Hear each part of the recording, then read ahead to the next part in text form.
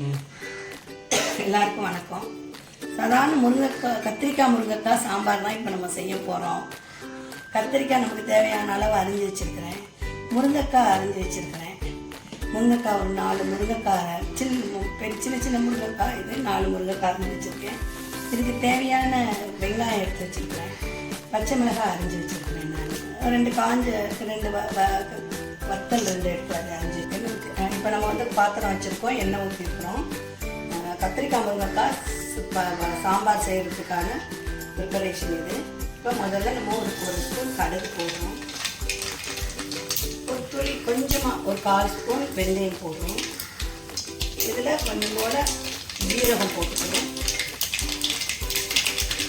ஒரு 2 மிளகாய் இதில் போடுறோம். அவ்வளோதான்.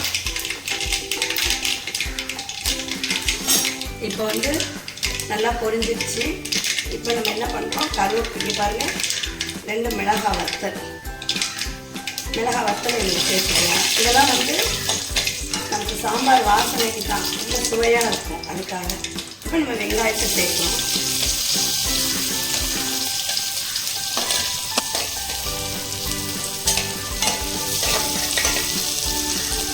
இப்போ நல்லா வெங்காயம் வந்து வதங்கிடுச்சு. நல்லா வதங்கிட்டே இருக்குது. வெங்காயம் நல்லா வதங்கிடுச்சு. இப்போ நம்ம வந்து இதில் ஒரு 2 பச்சை மிளகாய் சேர்க்க போகிறோம். சுவைக்காக இது சாம்பாரோட சுவை அதிகம் கூட்டும். இப்போ வந்து நம்ம இதில் வந்து முருங்கைக்காயை நம்ம இதில் போட போகிறோம். முருங்கைக்காயை நல்லா வதக்கலாம்.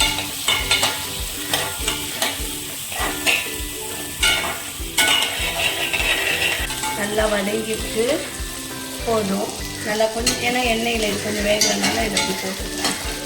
இப்போ இதுக்கு தேவையான கத்திரிக்காயை நான் இதில் சேர்க்குறேன். இந்த வரி கத்திரிக்காயும் சாதாரண கத்திரிக்காயும் நான் 2 வகையான கத்திரிக்காய் இதில் சேர்த்துருக்குறேன். கிளறி விடுறேன். ரொம்ப குறைவான எண்ணெய் தான் இது. வீட்டில் இருக்கிறவங்களுக்கு உடலுக்கு நல்லது. இதில் 1/2 ஸ்பூன் நான் உப்பை வந்து இதில் நான் சேர்த்துருக்கேன். உப்பை சேர்த்து நான் திருப்பி கிளறி விடுவேன்.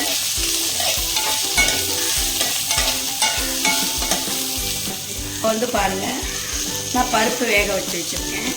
பருப்பில் சின்ன வெங்காயம், பூண்டு, பச்சை மிளகாய், தக்காளி, ஜீரகம், இதில் 2 வெந்தயம், பெருங்காயம் எல்லாம் சேர்த்து கொஞ்சம் மஞ்சத்தூள் போட்டு நான் தண்ணி விட்டு வேக வச்சு வச்சுருக்கேன். இங்கே பாருங்கள், நல்லா பருப்பு வந்து நமக்கு நல்லா வெந்துருக்கு.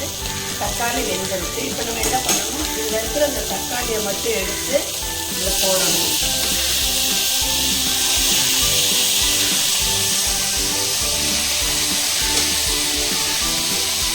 நாலு தக்காளி பழம் சேர்த்துருக்கேன்.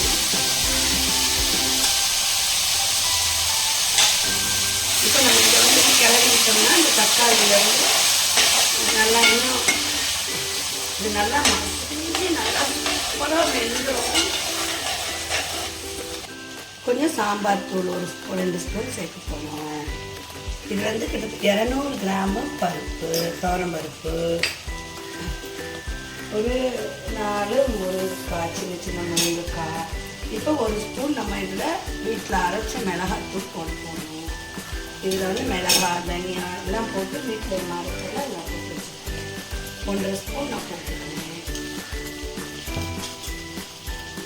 இப்போ கொஞ்சம் அப்படியே கிளறி விட்டுருவோம்.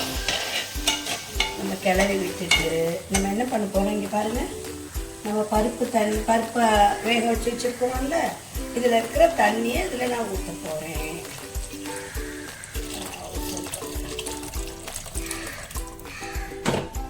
ஊற்றிட்டோம்.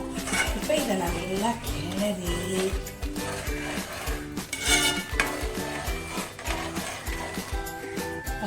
ஒரே வாசனை கம்மன்னு வர ஆரம்பிச்சிருச்சு.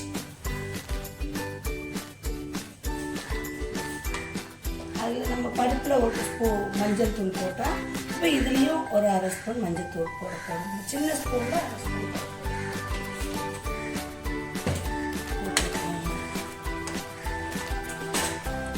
நம்ம கொஞ்சம் தண்ணியை சேர்த்துக்கலாம். இது ஒரு 10 பேர் வரைக்கும் இதை சாப்பிடலாம். கிட்டத்தட்ட ஒரு 200 கிராம் பருப்பு, ஒரு 150 கிராம் முருங்கைக்காய், ஒரு 100 கிராம் 100 இல்லை 150 கிராம் கத்திரிக்காய், தக்காளி 4 எல்லாம் சேர்த்து இப்போ இங்கே வேகுது. நல்லா வேகட்டும்.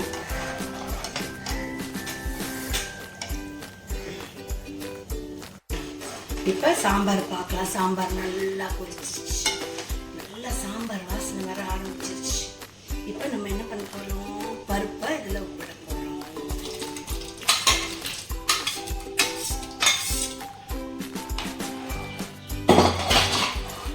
பருப்பு சேர்த்துட்டோம். நம்ம வேக வச்ச பருப்பை இதில் சேர்த்துட்டோம்.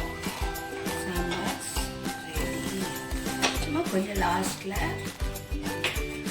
சேர்த்துட்டு ஒரு கொதி வந்த உடனே ஒரு ஸ்பூன் சாம்பார் தூள் எடுத்து தூவிட்டு நம்ம பரிமாற வேண்டியதுதான். சூப்பரான சாம்பார் ரெடி.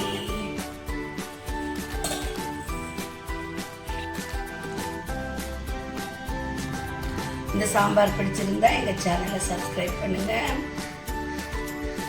கமெண்ட் செக்ஷனில் உங்களோட கருத்துக்களை சொல்லுங்கள். சாப்பிட்டுட்டு டேஸ்டாக சுவையான சாப்பாடை சாப்பிடுங்க மதியானத்துக்கு. பாய்.